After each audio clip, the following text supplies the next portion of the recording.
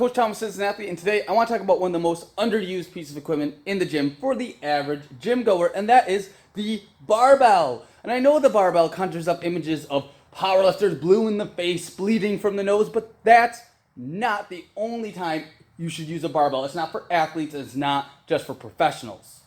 Now, you might be like, Tom, I was told dumbbells and kettlebells are so much safer than a barbell, but in a lot of ways, they're not. For a beginner who doesn't have a lot of stabilization and for a beginner who doesn't really know what they're doing, this thing can move around a lot. A barbell, if you know what you're doing, can grab it, it's not going to move, you're going to move it through the proper range of motion and then put it back. There's less chance of slipping and falling. And another reason to use a barbell over a dumbbell as a beginner is progression. Let me tell you, if I had a nickel for every time I had a beginning client, someone who's never weightlifted, come in and get stuck on dumbbells. It could be an overhead press, a chest press, bent over row, whatever. They come in and they get to 20 pounds. They can do 20 pounds for their allotted reps, but then we move to 25 and it's like you added 100 pounds. They can't do it. The weight increases feel a lot more heavy on a dumbbell versus a barbell. If you have a barbell, you can micro load this thing with little 2.5 pound plates, or if you have access to them, little micro plates, 1 pound plates, half-pound plates. This thing can be micro loaded to a point that it is much better for progression and much safer than a dumbbell, kettlebell, or pretty much any other piece of equipment. Now I'll give you this.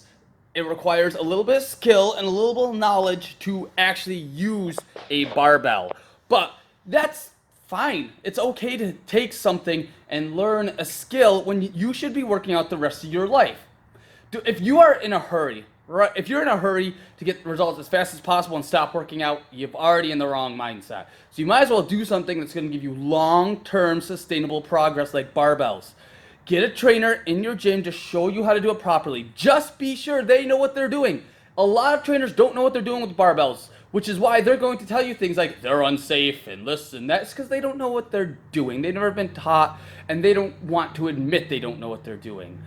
Get a trainer, get a few sessions from them to show you exactly what to do so that you can have progress the rest of your life. Spend a little bit of money now to get progress the rest of your life.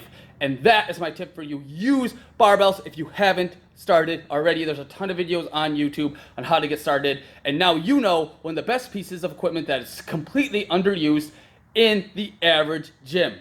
And if you like this style of video, make sure to leave a like, a comment, share it, subscribe, and follow on our Instagram and our YouTube channel for more videos like this every week.